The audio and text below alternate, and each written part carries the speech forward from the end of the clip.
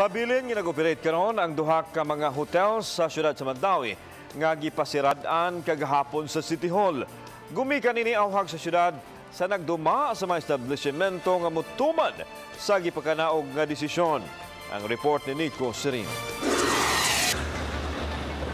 Pabilin nga bukas ang Big Hotel ug ang Big Hotel Suites nga gipunting sa closure order sa Mandawi City Hall.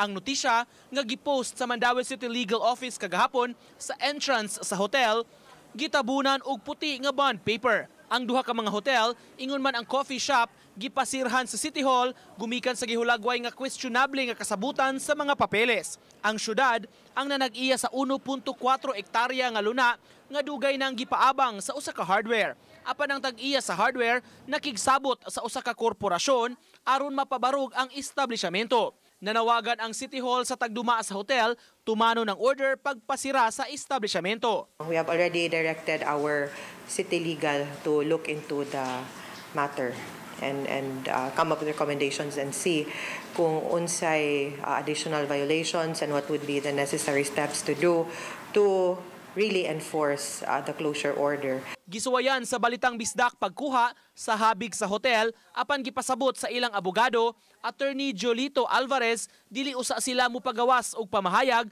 hangtod nga dili mahapsay ang isyu. Sa pagsusi namo sa dapit kaganiha, among nabantayan ang patrol car sa pulis atubangan sa hotel.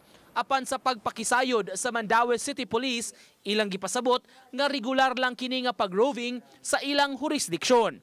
Wala manginlabot ang PNP sa maong kontrobersiya. Dili mi maksyon nga kami gimodel sa padlock mo sa business hotel.